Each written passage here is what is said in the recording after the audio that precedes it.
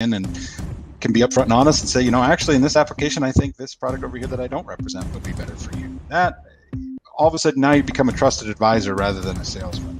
And I often say that we have all the requirements of space, right? Because it has to go underground and send us data from miles and miles away, and it has to work. Like, failure is not an option.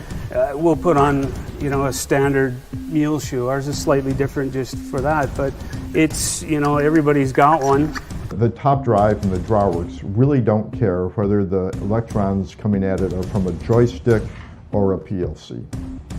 The panel, what you see here on the left, which is now controlled by one of my students, is showing you actually the control of our brakes. As of now, geothermal is a pretty small market.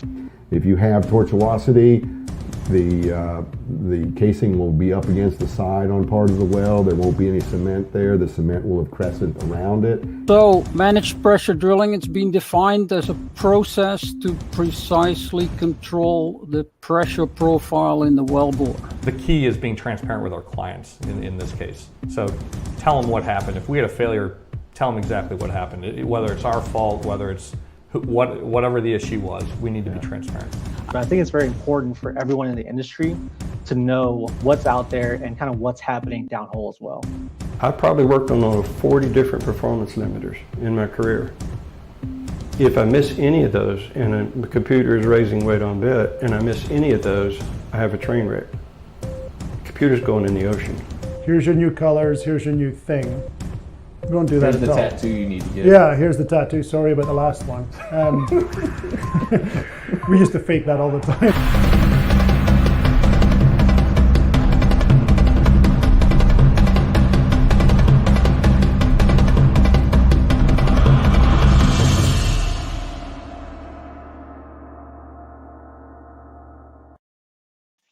Hello, everybody, and welcome to the Vidor Locksmith Show.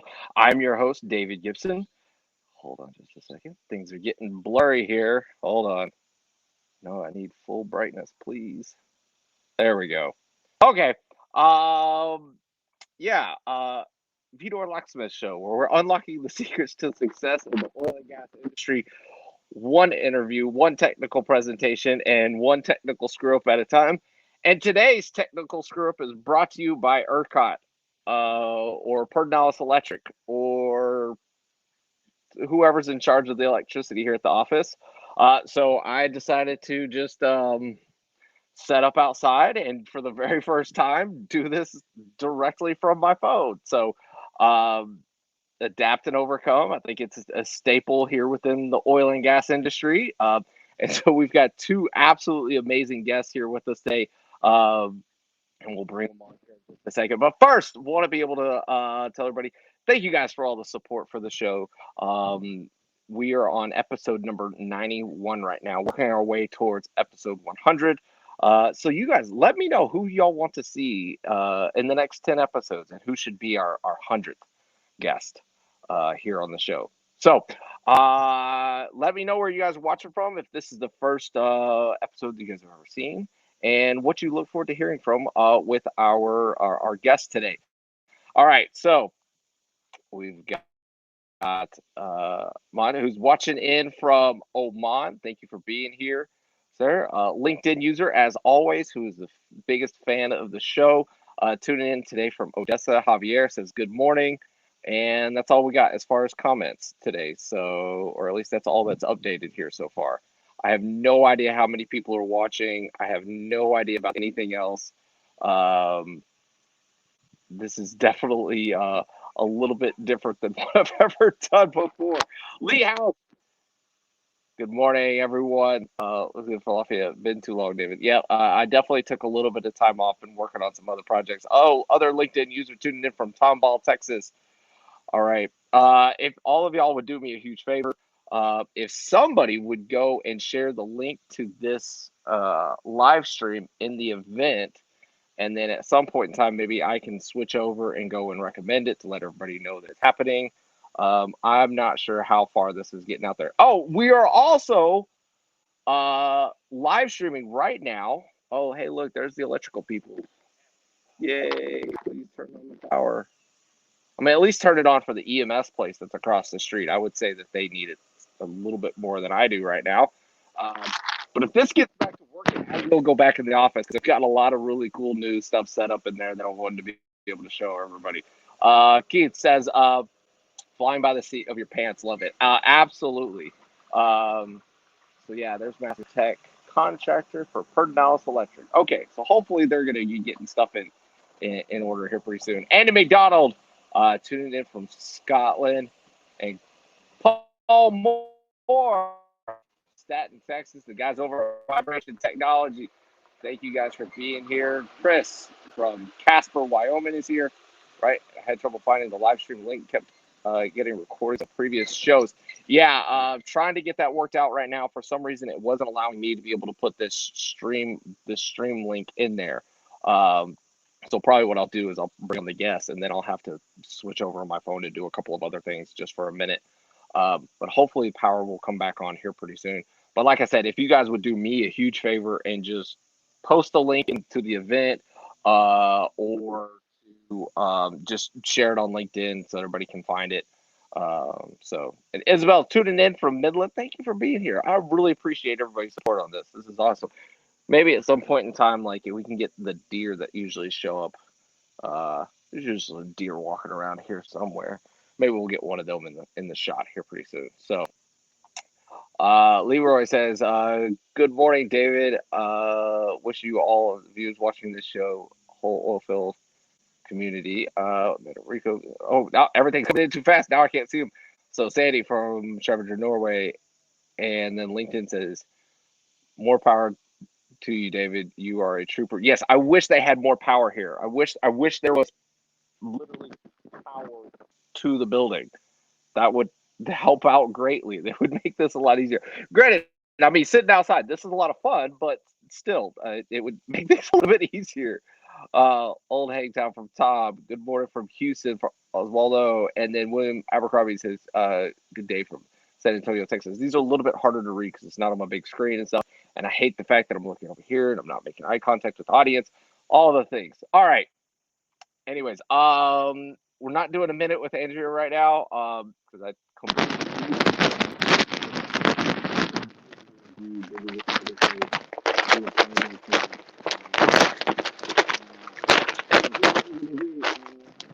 I'm going to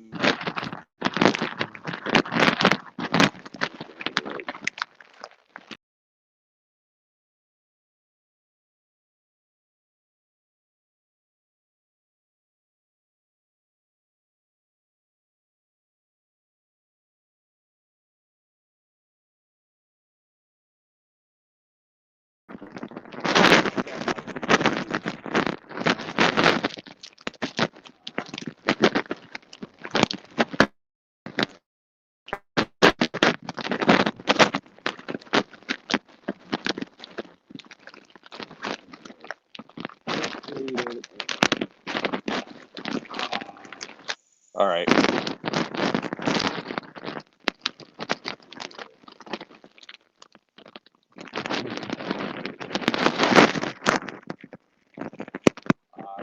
Backup jitter. All right, guys, let me know if you guys can hear me. If you can't, here's what we're going to do. We're going to go ahead and bring the guests on, and then I'm going to see if I can get stuff squared away. Add to stream.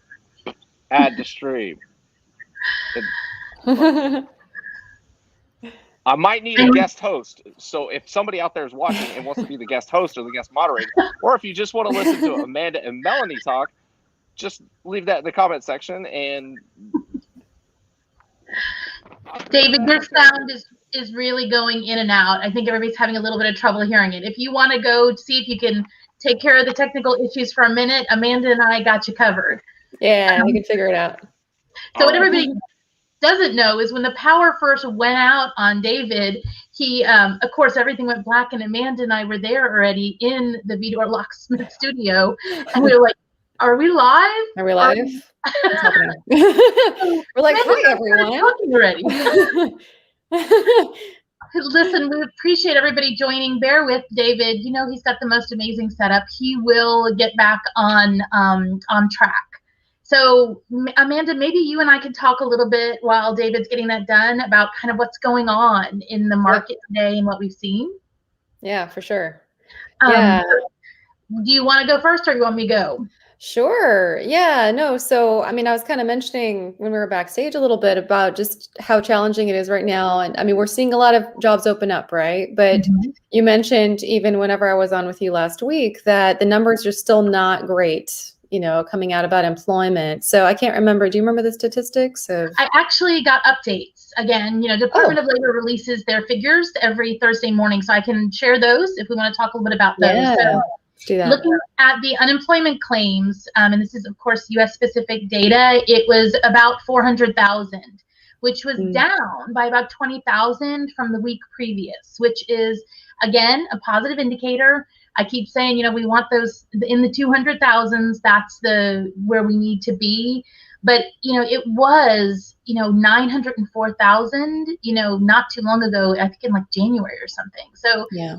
We're like coming down and coming down fast. It's just we still have 9.2 million job openings posted right now in the U.S., which that was as of May, I think it was. But what's starting to happen in the U.S. is there's all these lawsuits and fights about this unemployment extra benefits, that $300. 22 states have dropped that now. And 21 states have dropped, which especially for our industry, there was those special federal programs for the people that do the gig work or the self-employed. And, in the oil field services and area, there are a lot of people that do gig work and do that self-employed, and all 21 states dropped the assistance for them. Wow. And we're coming back strong, but I think was a little early for some of those people who just can't find something yet. Right. So we'll see what happens. I can tell you that there's 13.2 million people still receiving benefits as of July 10th that are still on that some type of unemployed or assistance program. But I don't know about you, but I've seen a bunch of jobs posting. Yeah. You saw a bunch in the renewables area. They're starting to try and take all our oil field people into that area. I know, right? And some of them are looking to go, and I'm like, oh, yes, you can go, but you could stay in the oil field. I looked this morning trying to just see who had jobs and who didn't, and who was posting what. And I know Exxon has their quarterly call today. Some of the other ones already did them. Halliburton did their Q2 earnings report. They had higher net profits. They had a rise in the return, the revenue, not only in North America, but internationally as well. Right. So I went out to see how many jobs they have, and they have 440 jobs currently listed as of this morning. Right. Which, how long ago was it? We were sitting out, they had 12. Yeah, 12. That was really bad at one point. I mean, for Halliburton and Schlumberger to have that few jobs and have them be letting go their top people, that was a scary time. So I'm glad to see a lot more opening up. I definitely think that right now in oil field services, I think you're always going to see jobs opening up in oil field services. I mean, the challenge is that a lot of people don't necessarily, they might see oil field services. I mean, I work with people who have been with Schlumberger for 20 plus years, right? Or Halliburton for 10 plus years. But there are also a lot of people who want to switch into getting jobs with operators. And so that's the challenge, is that so many operators are, kind of merging or being acquired or going Chapter 11. And so kind of longevity with being able to bring, your skill sets outside of the services area, maybe into an operator environment, is just a little bit more challenging right now. And I'm seeing this a lot, especially with G&G people, right? So geologists and geoscientists, a lot of them over a year on the market. They were hit so hard, so incredibly hard. And such an incredibly talented group of individuals. Yeah. It's like somebody pick them up, because the skills that you're getting there are just unbelievable. Yeah. I did pull Schlumberger too. They only have 158 jobs available as of this morning, which I was kind of a little shocked, because they did their net profit. They did their quarterly report too, and they had a net profit of 431 million. And that's just incredible to me that they were positive again. Even Baker Hughes. Baker was actually the big shock to me. They had over 1,000. They had 1,198 jobs posted, and they had actually a loss in Q2. It was Oh, wow. Right? I was kind of surprised too. A loss smaller than in Q1, but I was like, what? They reported stronger revenues, stronger orders, as well as continued demand, but they didn't. My understanding is they did show an actual loss, which is Wow.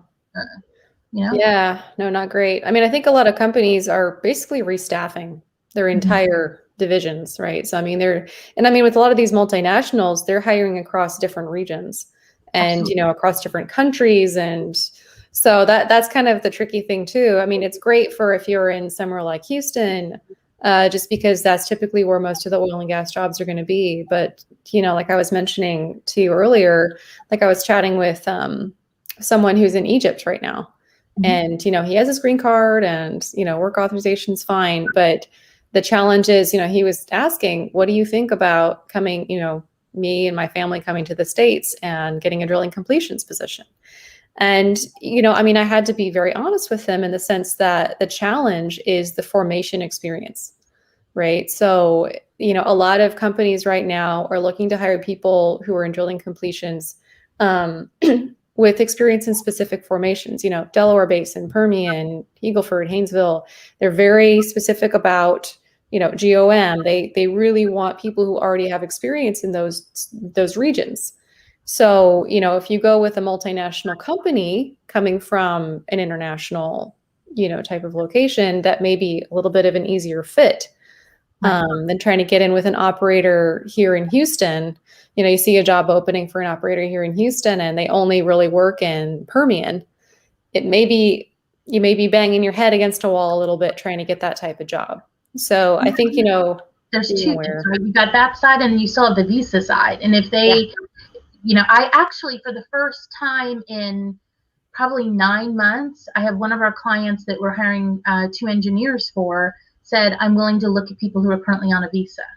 Now, I know. I was like, that's not been happening at all. I mean, even Schlumberger is like, no. I mean, they're the number one for hiring people from abroad.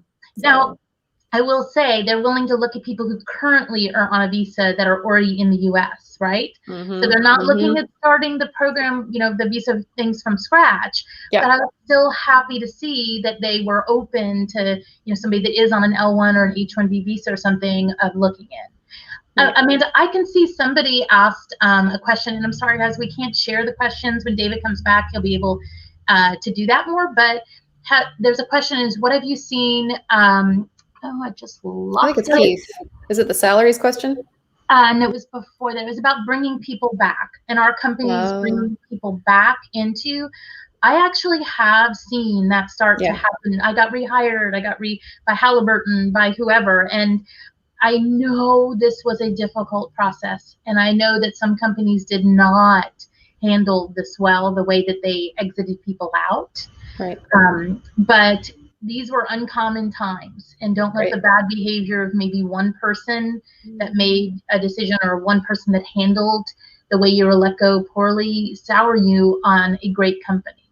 Right. Yeah. I mean, bear in mind too that a lot of people who were releasing people were being released themselves. Yeah. I mean, I was seeing this happening across the board. They were going to get fired the month after they let you go.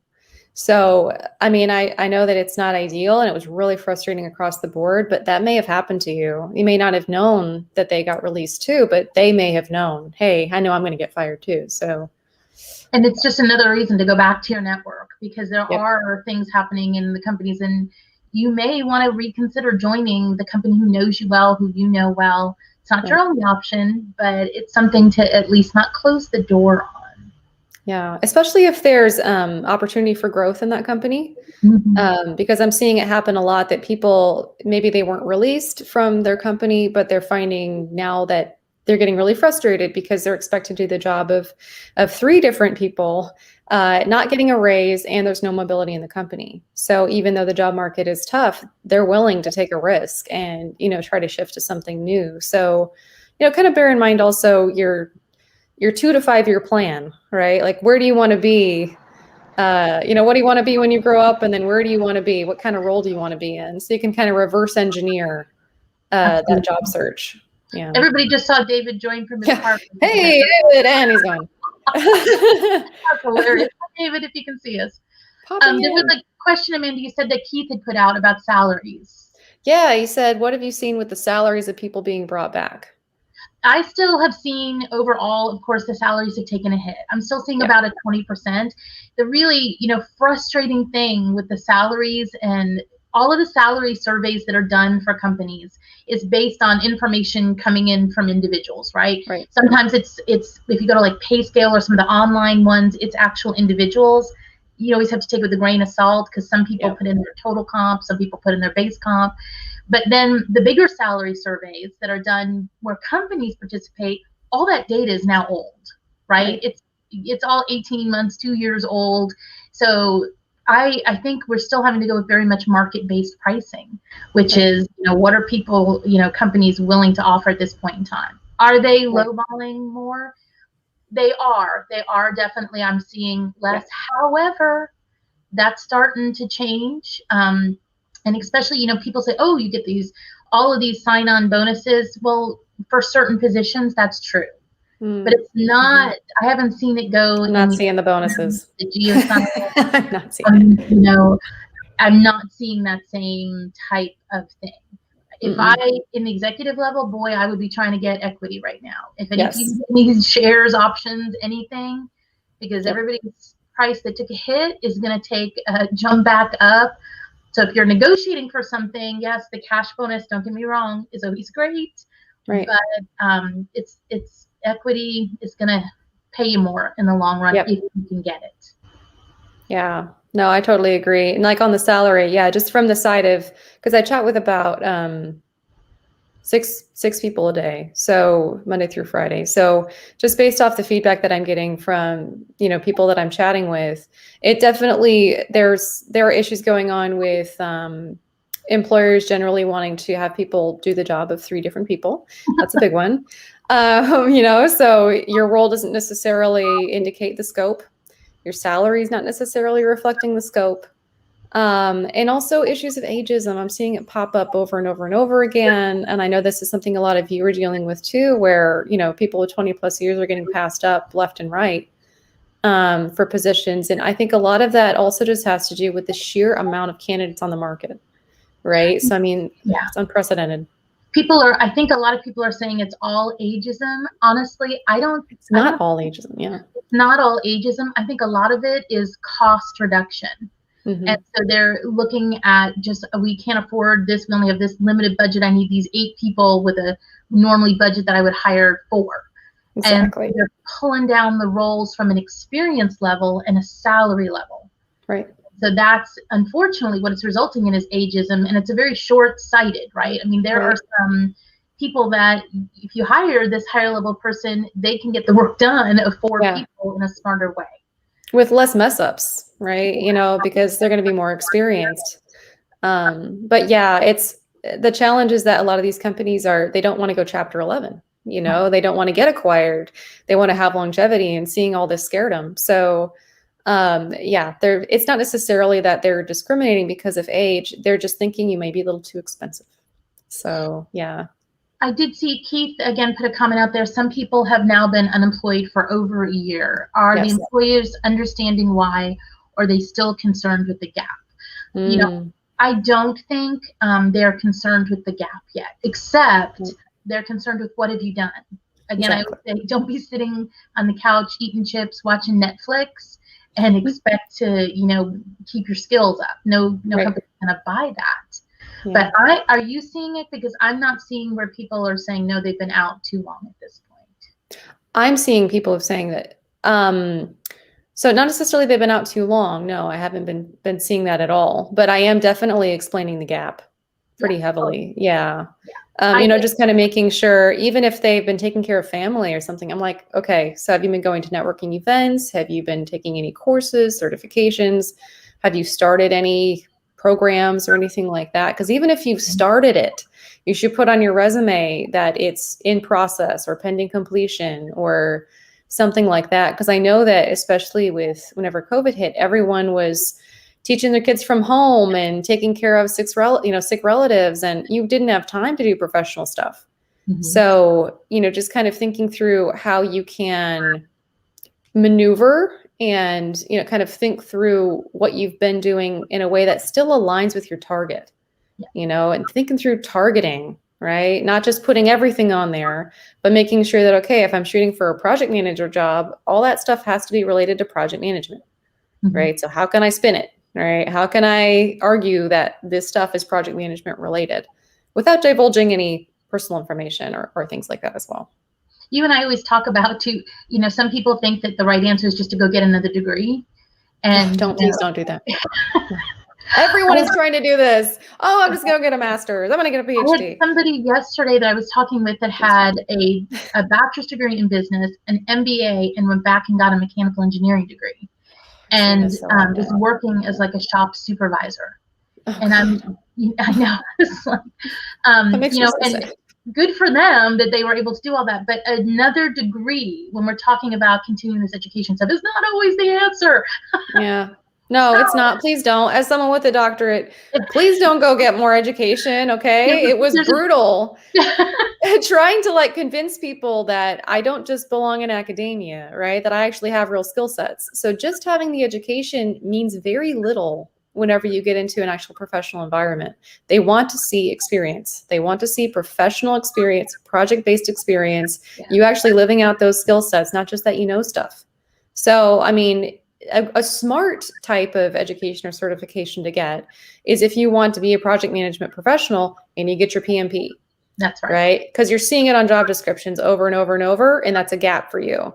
Or if you're a drilling engineer and you've been doing drilling optimization and you want to get into data science, getting a data science certification, something inexpensive, quick to get, but that's going to help boost your credentials so that you don't only look like a heavy oil and gas drilling engineer person. You look like you are taking the steps to shift into data analysis or data science, and then put that to work actually doing projects in data analysis using Python, right? And then feature those things on your resume rather than talking about, you know, the laterals that you drilled or HPHT interventions or stuff that's not going to make sense to someone in data science outside of oil and gas. So think about the targeting. You hear me say it all the time. I beat it to death, but got to target. It's got to be perfect. I agree. You know, and I think a lot of people too are struggling because the cost of everything. If you've been out for 12 to 18 months, it's hard. I keep recommending people go back and look at LinkedIn Learning. If you have that higher, you know, level of LinkedIn, and you can do it for just 1 month, you can sign up for 1 month and then just game on the training. And if you're missing, you know, Lean Six Sigma, if you're missing PMP stuff, you can get all that. I actually have, you know, between my GPHR, my SPHR, and my SHRM SEP, I have to get a ridiculous number of recertification credits. Right. And I use LinkedIn Learning because I can go out there and sort by the ones that actually match and will count and are pre-approved towards my certifications, which is also important for all of you that are, you know, trying to get your CPA credits or trying to get your PMP credits and things that you have to get, and you can't afford the expense of it all. Do a 1 month on LinkedIn Learning, go out and watch all those videos, download all the certificates, and you've got it covered.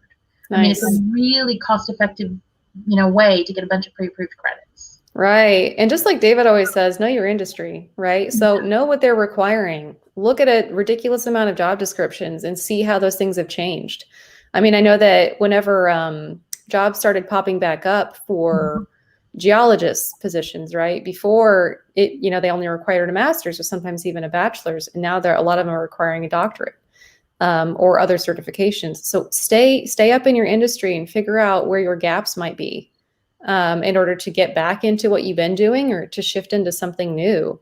And I mean, if there's a cost-effective way, that's still a high-level credential. That's, you know, not like, you know, a for-profit university or, you know, something like that. And just think through what that credential is going to look like on your resume. And if that's going to matter, right? Are you seeing it in job descriptions? Or when you talk to people, do they have those type of credentials? And if so, did it matter in the interview? Were they asked about it?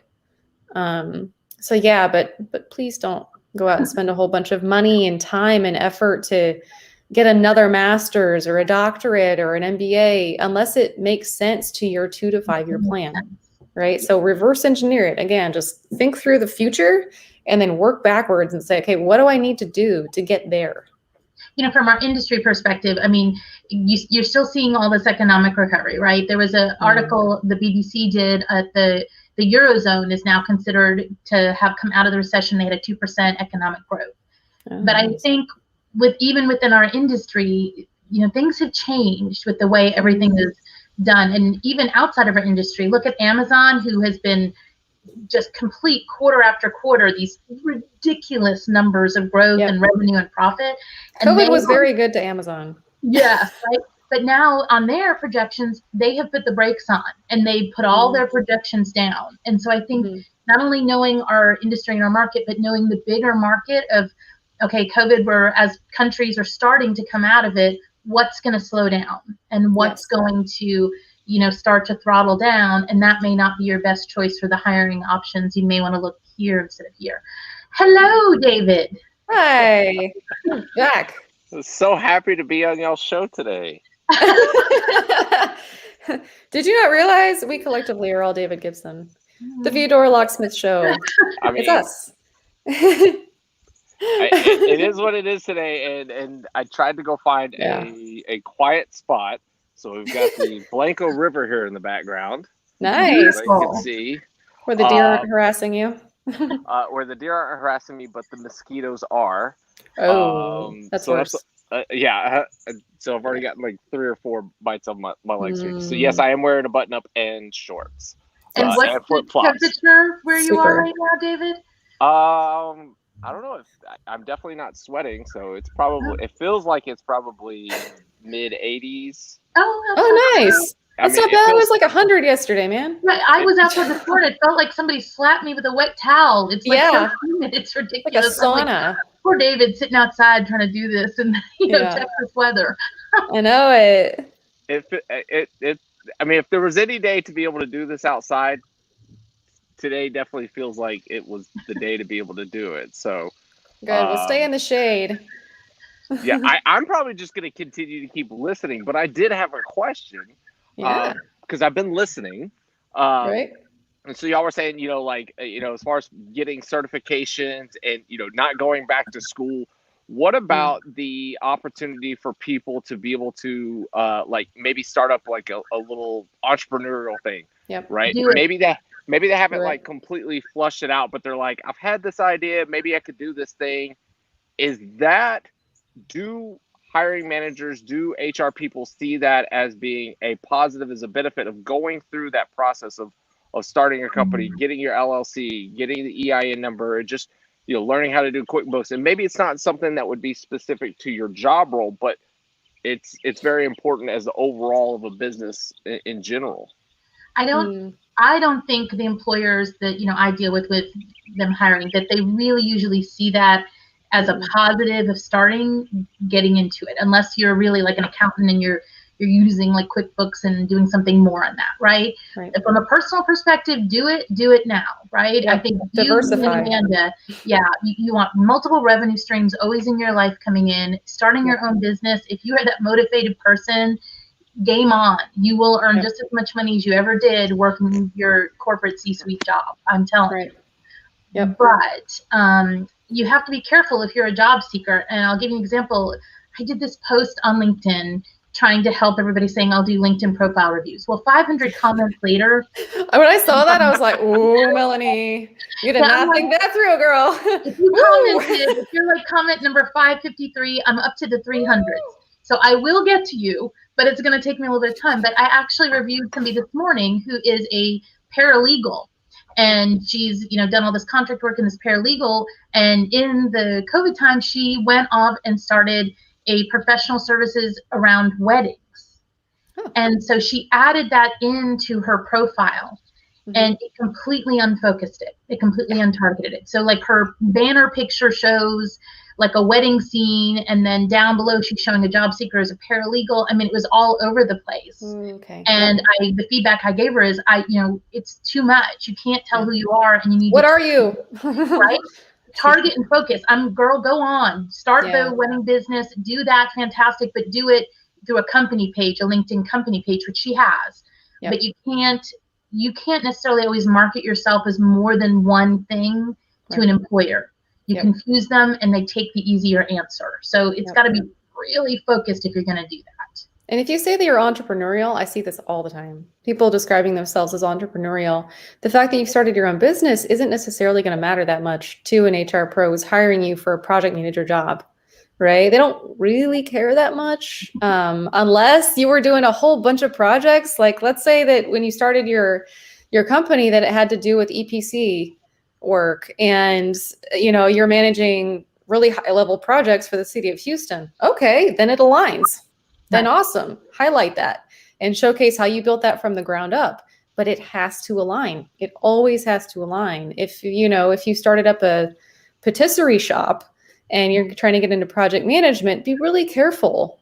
Unless you're getting into the food services industry and project management, then it might align.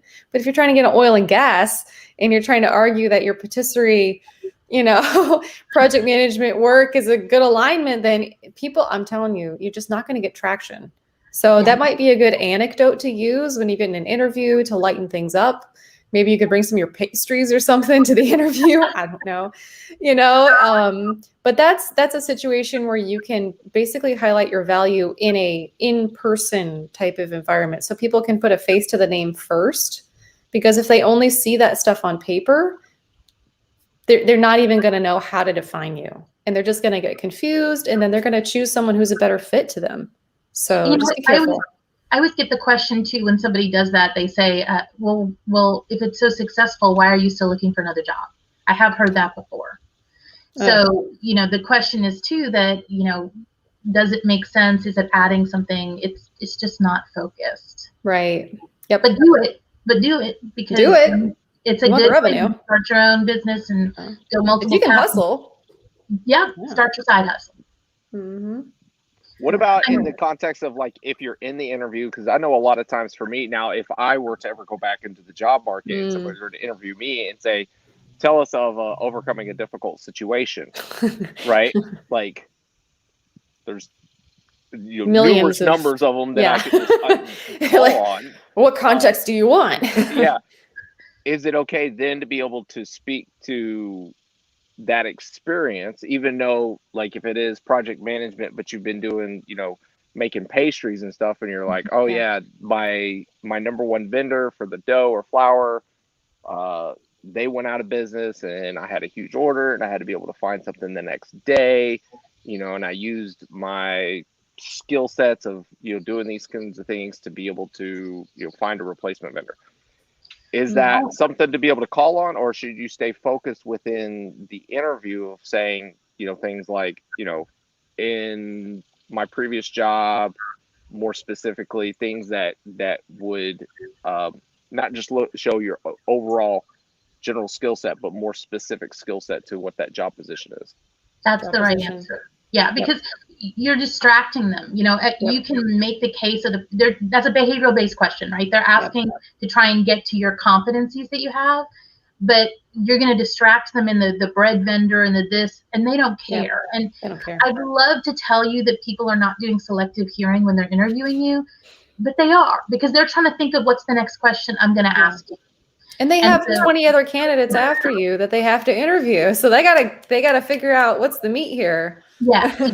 Instead of going into that other, focus again on something that you have key in the industry that aligns to that job. So you're reinforcing the behavioral competency and the skill and the industry knowledge that you have. That's how you rise above. Don't distract with the other. Nope. So Randy's got a great question or statement here. So having an LLC in history as a consultant or contractor has been a detriment to me in recent years, not to mention having too much industry experience. I think y'all commented about this earlier with the ageism. Well, but it's all ageism thing. Do hiring managers see it differently if you're saying that it's instead of it being like a full-fledged business, but you're just a sole proprietor contractor LLC? Is there a difference there between that and like having a full-fledged business? Because I'll be honest, I see that and I'm just like, okay, you lost your job and now you just said you created an LLC that's like Joe Smith Consulting or something, that whether it's getting work or not, it now just has a label, but it's not really a job. Yeah, I think you answered your own question. I can see too, Randy's a PE, right? A professional engineer. And it sometimes backfires on professional engineers because the last thing they want you to do is to see a history where you've reverse engineered products and are selling those out to other companies. So you have to, when you are that mechanical design engineer PE, you have to be really careful in that consultant contractor work not to give the impression that you're going to come in for a couple months, then go out and do your own thing and take all the drawings and reverse engineer everything. IT is important in our industry. Yes, I have seen that happen multiple times where people have gotten passed up for that specific reason, especially if they're patent holders already. And they're showcasing that on the resume, like, hey, look, I have patents and everything. And then they don't get picked up for a whole bunch of stuff. And they're like, I'm super qualified. Why am I not? It's like, well, it's because you look like a threat. Because you started section right on LinkedIn. Yeah. They're like, look what I reverse engineered using SolidWorks. Hey. No, don't do it. Companies don't want to give you a W-2 if you could take their proprietary information. So yeah, just be really careful. Think like an employer would as much as you possibly can. If that's, if you have any experience, kind of in the hiring space or thinking through, any colleagues you worked with where you were like, oh, maybe I wouldn't have hired them. Okay, why? Right? Like, what are the things that are going through your head that give you pause? And then think, okay, so what would give someone pause about me? If they were trying to hire me for this specific position, what gaps do I have?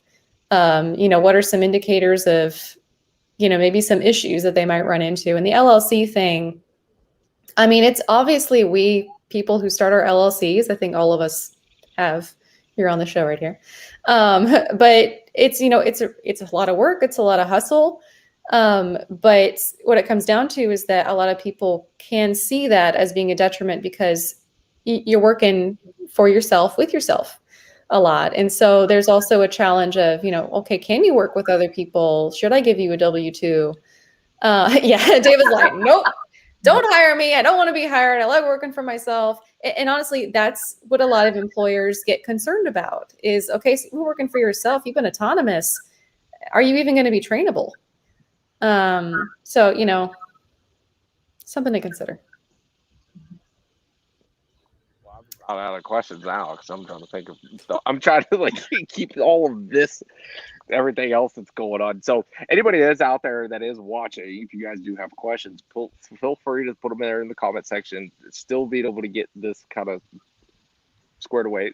First time doing this, almost 100 episodes. First time having to host a whole show from my phone. So you're making it work. The only other thing, David, I would say about that LLC thing is you mentioned, people just start an LLC when they are lacking a job. Where we see that more and where it really triggers for companies is when on your resume or on your profile, you list a company and then you leave that company and then there's a 2-month of that. And then you join another company and then you leave that company and it's 2 months of that. That's when it definitely looks more suspect. Yep. You don't have to cover every month of employment on your resume. And you have a choice to make, right, Amanda? You can choose to put months and years, or you can choose to just put years, right, which hides a lot of that noise. And then you have a chance to explain that in an interview. But that's where I think it triggers more that people are like, yeah, they're just putting that. But the worst thing to get into an interview is when you have placed that on your resume several times and they say, oh, you've done this company with an LLC. What have you done? And for you to say, well, I did one project 20 years ago. Yeah. And that's it. Yeah. Right? Because you only did it for 2 months, but you still put it on your resume. Right. If you don't have anything to show for it, don't put it on your resume. Now it looks like you're misleading them, right? So then they start to question every other part of the interview and your data of what else are they misleading me on? Yeah. So someone else will look like the better fit because you look sketchy. Don't lead them down a path you don't want them to go down. Right. Yeah. So I think that there's a comment here. My last job interview, I was asked for an example of how I handled a difficult situation. There you go. I knew there was a lot of other candidates, so I tried to stand out by giving them an example of where I'd failed. Okay. Then you told them what lessons you'd learned and that it would do it differently next time. I was told that helped differentiate me by one of my interviewers after I got the job. Yeah. So that's a really good way. As long as you have planned, you don't want to go on and on. I see this a lot in interviews too. If you do give an anecdote, please be brief. Please be brief.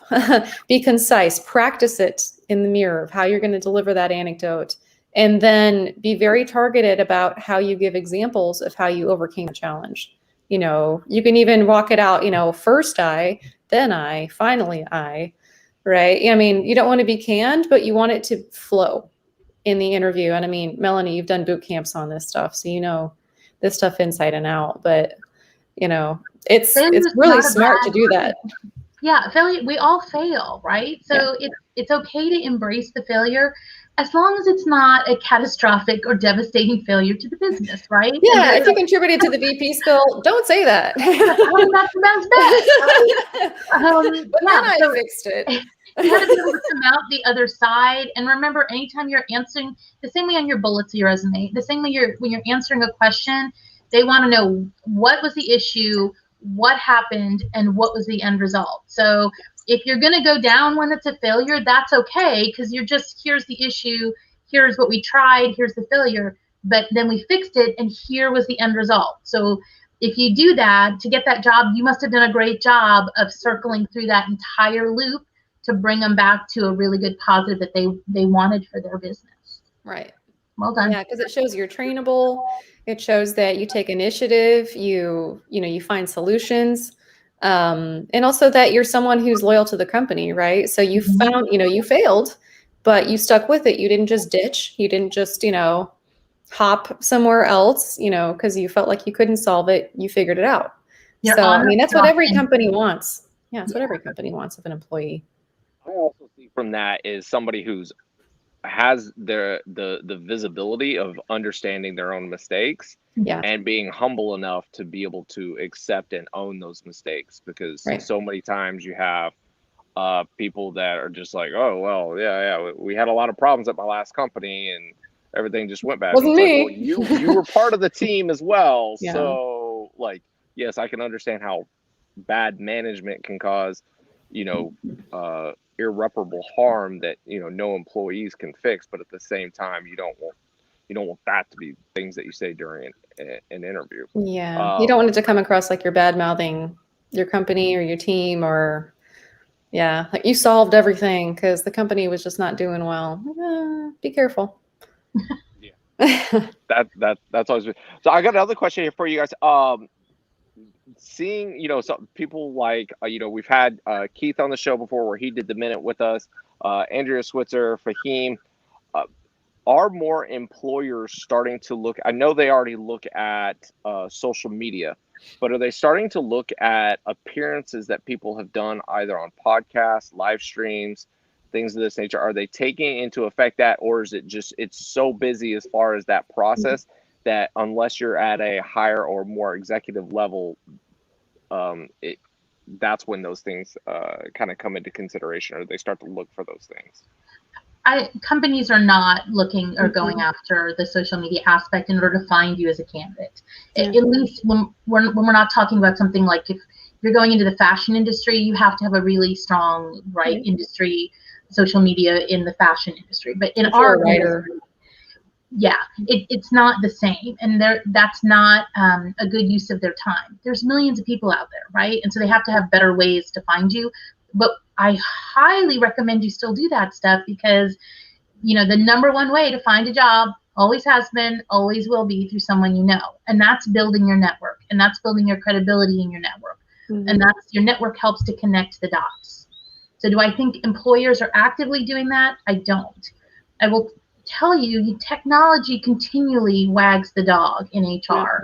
As an HR person, man, everybody's trying to sell us everything and get us to buy it. And unfortunately, companies do. There are so many companies that it is so hard to just find their job listings now on their web page. And they, take you through all these other things. Who was on? I want to say it was Baker recently. I think it was Baker, it may have been Schlumberger, and they have like a, hey, you want to chat with somebody? And then, well, it's an AI, because of course, Right. you know me, I went It's out not a and person. right? I'm entering all these things in this chat saying, hey, let's see what it's going to tell me from this. And it's totally an AI giving you canned responses, right? Wasting a job seeker's time. But yeah, I don't think it's great networking. It's great to connect the dots. I don't think companies are going out and finding you through social media that way. No, they're not. I mean, I think that it can be good to highlight that. We can use Keith as an example, right? I mean, Keith, you're a really good example of this, kind of leveraging your LinkedIn presence to be able to get a job, but you're in business development, right? So you are specifically in marketing, business development, sales. Same thing with JP. I saw JP on here earlier saying hi.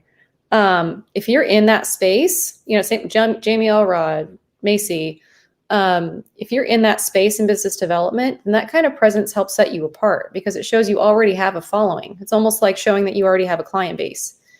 So then that ends up being almost job security for you because they want people who know other people and they want people who have a presence in the industry.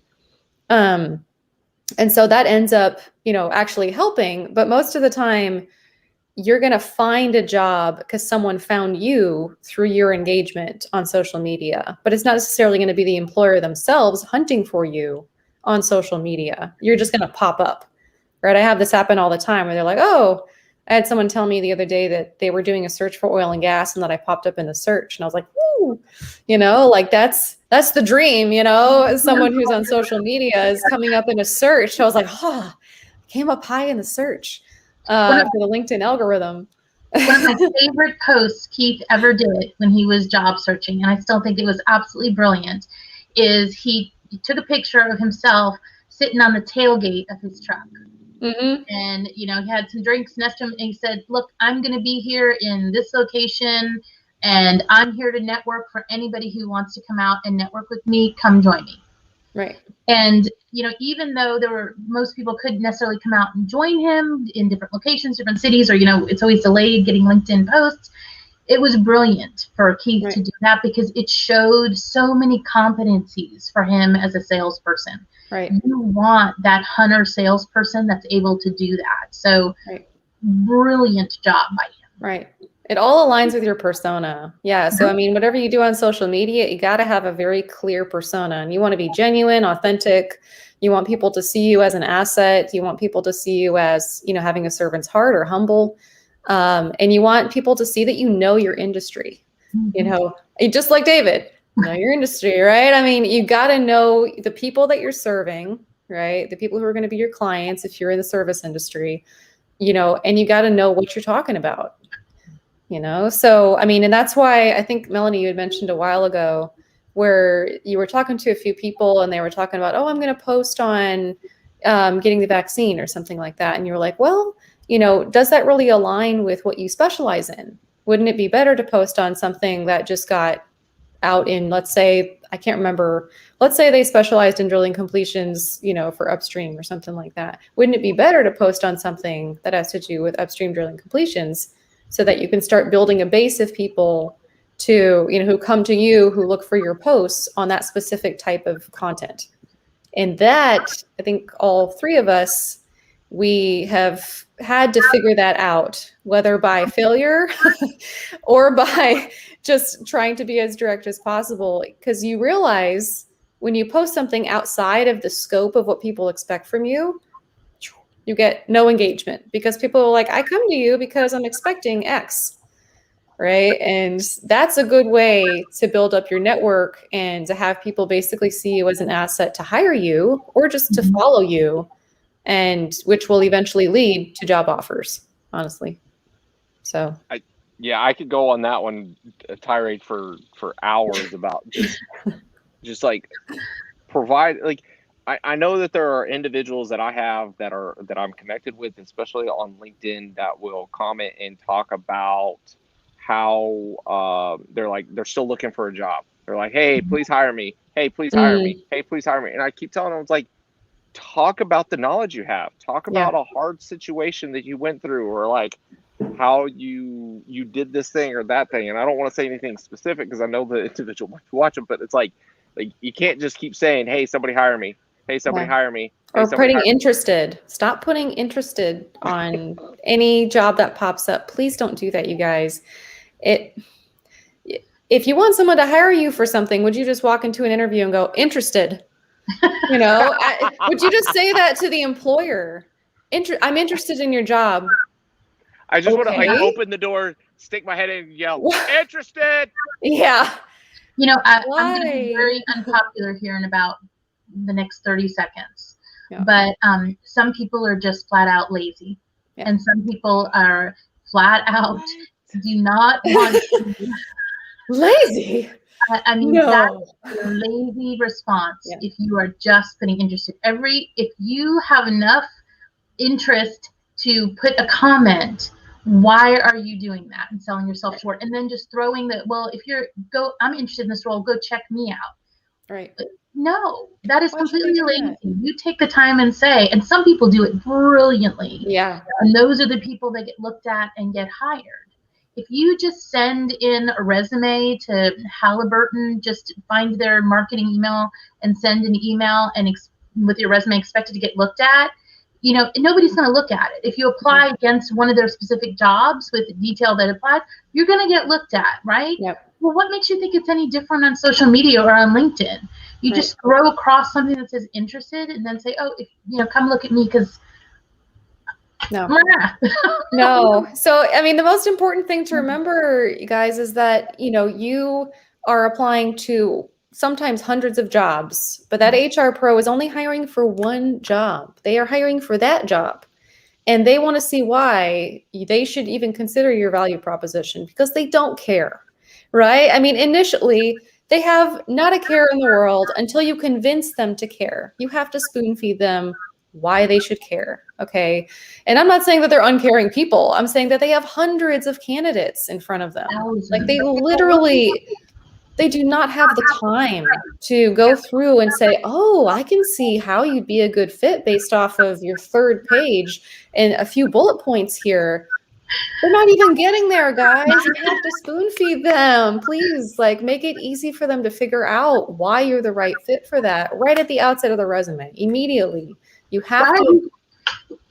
Why are you fighting less for you and yet less for your job search? If you're going to be lazy about something, be lazy about your laundry. Be lazy about washing your car.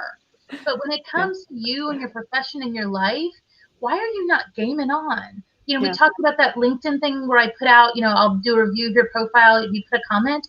I can't tell you how many people I've said, okay, you have a problem with your about section. Watch this video and it'll help you structure it. You're falling out of searches. Here's a video that'll explain why. And I've had people come back and send me emails saying, well, can you just explain it to me rather than having to watch the video? And I'm sitting there going, please. I've done we've done 300 and some odd of them so far. We recorded the video specifically to show it to you live, give you examples, and then help you fix it. Yep. You can take 10 minutes to go off and watch this so I can help 30 other people. Just don't be lazy with yourself. Game on. When did you become unworthy? Yeah. And I know that there are some people who they are so exhausted and frustrated by their job search that they feel like giving up. I totally get that feeling. I have been there. It is a really scary, dark feeling, and I totally understand.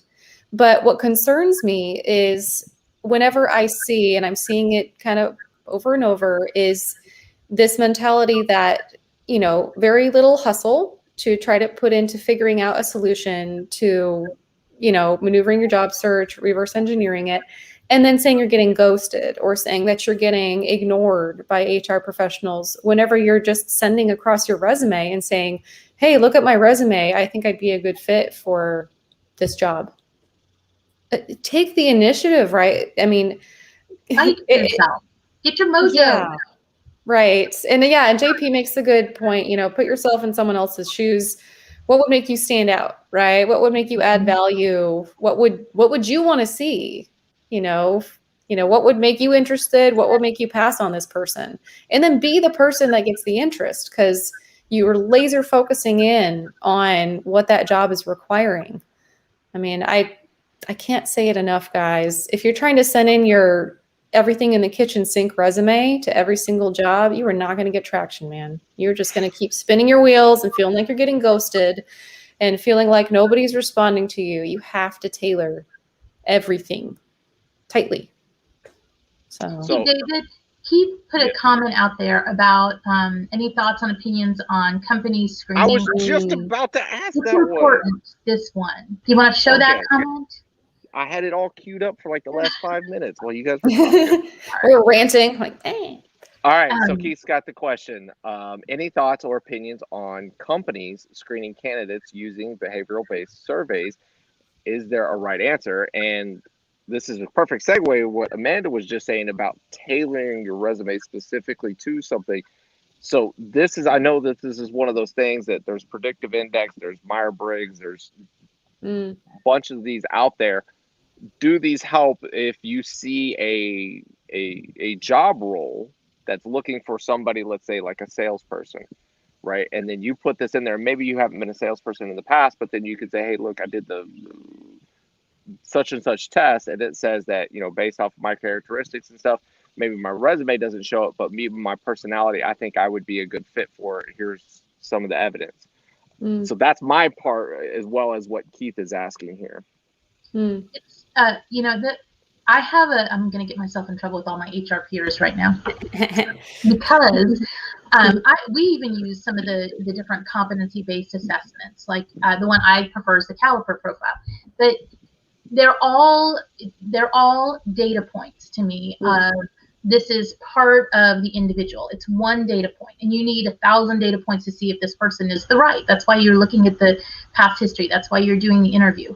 And the switch has changed that some of these, which it used to be absolutely no, they want to do it before they'll even interview you and will make a decision to interview you or not based on it. And I'm sorry, but the predictive index is one of those. And I'm not saying it's a bad tool. I have a huge issue of people, companies, HR people using it as, if you don't get what we want you on this predictive index, then we're not going to see you for an interview.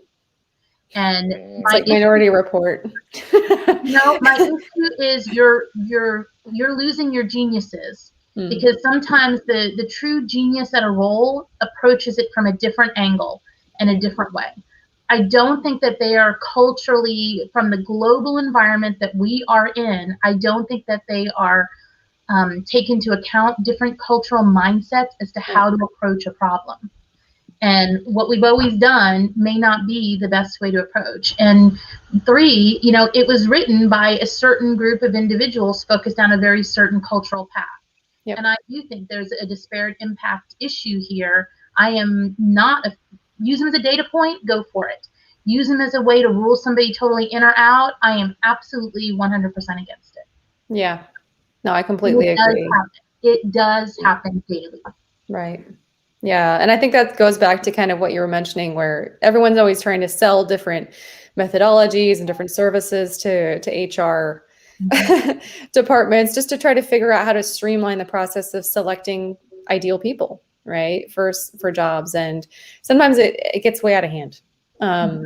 You know, like even those video interviews, like you were mentioning a while ago, about how they actually do use AI. You know, I think that there's been a huge misconception about what an applicant tracking system is. That's not an AI, it's not a bot, but there was the kind of the online interview process that was actually doing facial recognition, right, to try to figure out. And HireVue was the one, yeah. HireVue, yeah. So, I know that's what I did whenever I heard about that, David. I was like, whoa, uh-oh. It's not okay to, you know, if you even look at language differences, one word in, Amanda, you're the PhD in English, you probably know this better than I could ever say, but one word in English can translate, you know, to sometimes 8 or 9 different words in another language. And so, you know, it does not take into account all of those things. Like for somebody who's not a native English speaker and they've learned that word and how they're relating it back, data point, do not use it as a bar. Nope. Yep. Not smart. Right. Box number 427 for Mel. Yeah. Which is bizarre because there are so many more like diversity and inclusion initiatives now.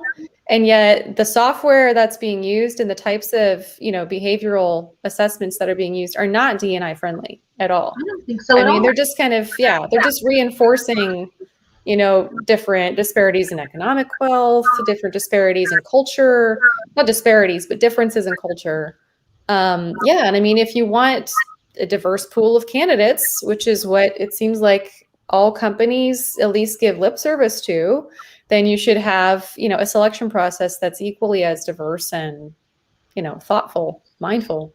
They're trying to take the personal bias out of the hiring process. And I get that, right? I don't want there to be any bias in the hiring process.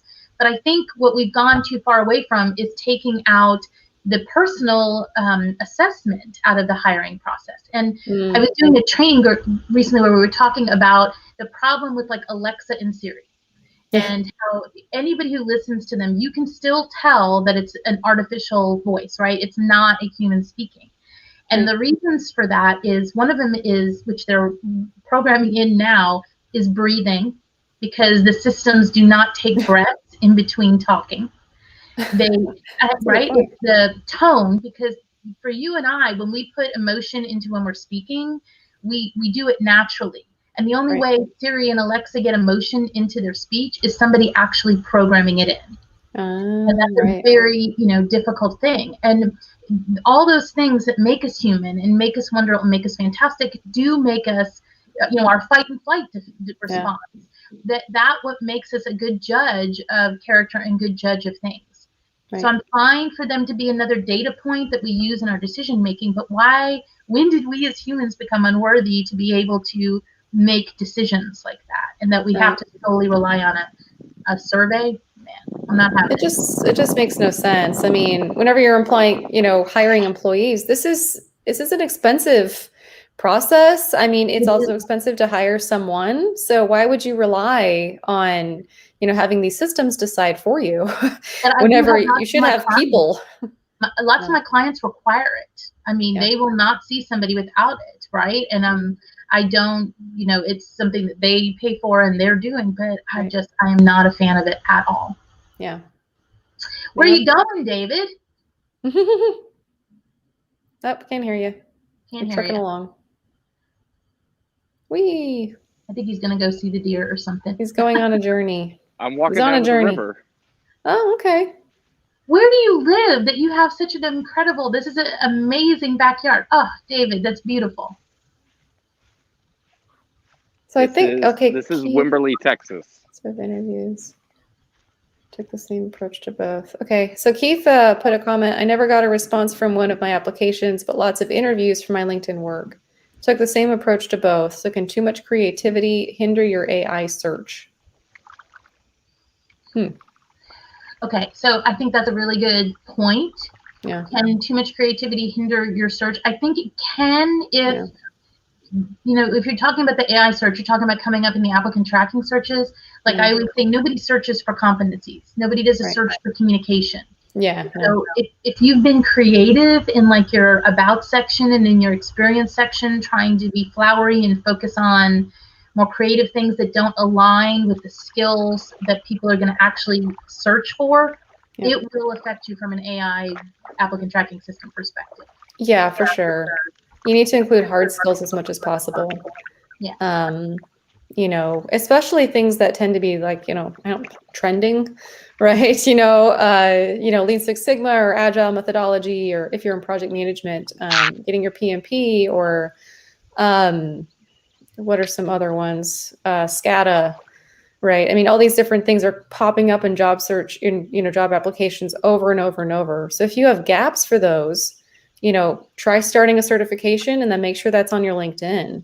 And it's good to use anecdotes on your LinkedIn and on your cover letter to showcase how you overcame a challenge, right? So you can be creative in that, but don't let it overtake the profile. I mean, I've seen this too many times where people basically just talk about a hobby that they have. And I'm like, okay, but how does that relate to project management? I understand that you love cycling. How does that, why should I hire you for a project manager position when all I'm seeing on your profile is a whole bunch of stuff about rock climbing? and a tiny little bit about project management. So just be mindful that there are times where showcasing your personality and your interests, there's a time and a place for those things. And a good way to include them is anecdotally. So showcasing your hard work ethic, your servant's heart, your hustle, or how you engage with other people, that you volunteer. That's a really good point to use, kind of showcasing your personality, but just be careful, be mindful that you're not going overboard. You said something very smart, though, I think, Amanda, about the trending, right? And I do have people ask me, well, I know that this is the big trend and everybody wants Python in this, or everybody wants whatever as the new skill. Should I jump on board? And I think if it's within your realm of the job you're looking for or the job you're hoping to get, you absolutely need to jump on board. And you need to get that skills and experience. But you don't have to jump on board if it's not. Nope. Right? If you're an HR person, having Python, it's probably not going to align or something that's going to set you apart. Yeah. But it is important to stay up with those trends, I think. Yeah. I chatted with someone the other day who was, I can't remember what their skill set was, but they just got a master's in data analytics. And I said, okay, so you have a master, you're completing your master's in data analytics. So are you wanting to go into data science or data analysis? And they're like, no, not really. I just kind of thought that it would help make me more marketable. And I said, for what? Why would you just get? And they're like, well, I was just seeing it pop up all over the place, and I thought it'd be helpful to have it. And I was like, to get a master's in it? That's so much money and time, and to not be thinking through the next 2 to 5 years of where you want to be. If that doesn't have anything to do with data analytics, please don't waste your time, guys. You just confused all the employers, because now they're like, they're trying to pivot to data analytics. Yep. Now, because you may not be. That's what we were talking about, right? More education is not always the key here. Not always the solution. No, I mean, if you want to get an executive level role in business administration, get an MBA.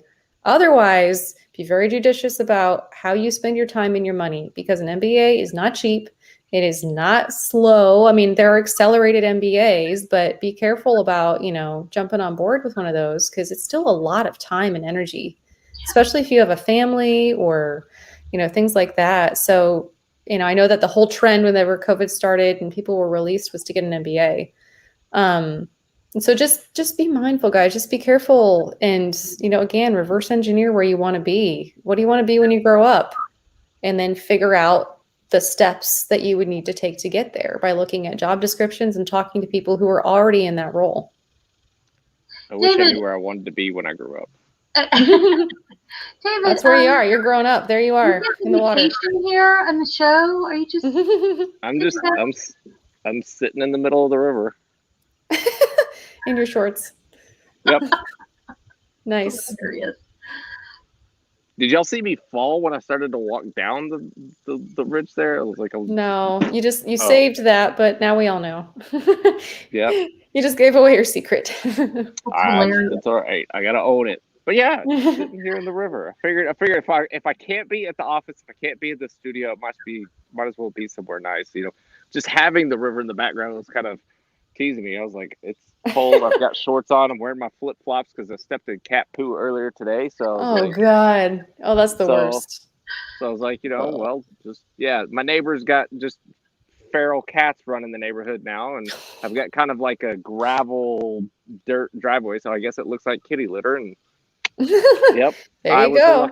At least it was me, not my kids, because then the kids would be like, "Oh my God, I could never wear these shoes again." So yep.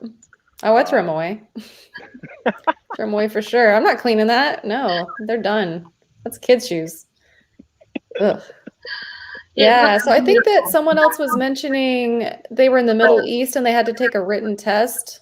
Yeah. Yeah, along with candidates from Egypt and Malaysia. 10 minutes into the test, they were all looking at each other because the test was asking things like U.S. geography and history. Oh, boy. So there are different HR laws in different countries, right? There are some different things in the U.S. And not just laws, but also customs. When I know we've probably spoken about this before between the three of us, is like, picture on your resume, religion on your resume, if you're Family single, status. what your nationality is, Your birthday. all of those things. Your birthday, all Your of those past. things. Yes. All of those things in different areas. So there's all, I just want to be able to throw out that there are definitely some different things in different parts of the world, the way that the hiring process is done. Yeah. And I mean, even some having more of, what in the US we're typical to like a union environment, there are others that deal with more of that contract and that same type of process where you're not necessarily even going through the employer in different countries. So it can really be challenging. Yep. Yeah, it really can be. And I mean, I think that, Melanie's the HR pro on this. So, I mean, what gets really tricky is, as much as you can, trying to figure out what that process would look like. Because the process is going to look different with, let's say, a mid-level operator as opposed to going into a job interview with Bell. So just kind of, if possible, if you know that you've landed a job interview with Schlumberger or Shell, try talking to someone who's already been there, right? What was their interview process like? Look on Glassdoor. Try to figure out what types of questions they might ask, or what, is it going to be 3 interviews? Is it going to be 2? So you can build your expectations inappropriately. Because I know I was chatting with someone the other day, and they had a history of working with small to mid-level operators. So they were used to being very real in interviews. I mean, they were very, very nice, very genuine person, just from chatting with them. But they got really thrown off whenever they interviewed for one of the multinationals. They were like, they were asking me all sorts of very, standardized questions. And, it was like 3 interviews that I had to go through, and I didn't really feel like I could be myself. And I was like, yeah, that's just a difference in company structure and how they manage their HR and, how the interviews were led. And yeah, sometimes you just gotta, I'm like, now right? You gotta dive in and deal with the poop. So, yeah. I think I have a dragonfly on my head. There we go. Well, I've got one more question for you, and then I'll let you ladies go, because I know it's Friday, and I know both of y'all are very happy that it's buzzing flying over me. So I actually had this problem happen to me here recently. It wasn't so much in hiring, but it was looking in for somebody to be able to do some contract work for me. And I put the initial thing out there, and I got so many responses that didn't even really acknowledge what I was looking for. So in the follow-up response, I deleted everything, set it out there again for the contract work, and said must read all, and then the very first thing that your response needs to say is XYZ, and at the very end it needs to say Gibson Reports -12 or something. So to make sure that people are actually reading it. When people do this for job applicants and they say, hey, look, the very first word in your email to us needs to be underlined, bold, and highlighted in red.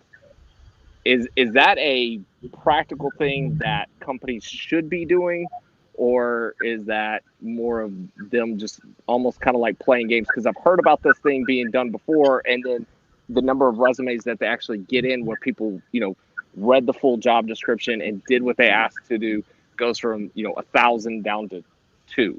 Yep. They're almost cutting it down too much. Is this something that companies should do or should not do? What's y'all's take? So you used to see that happen a lot more before applicant tracking systems. That's how they weeded down the candidates. So is it a bad thing? I don't think it's necessarily a bad thing, but somebody still has to weed through. So I don't know if it's a time effective thing. Yeah, it's not time effective. Yeah, I mean, it's easier to use applicant tracking, but does it work? It absolutely will work and help the people.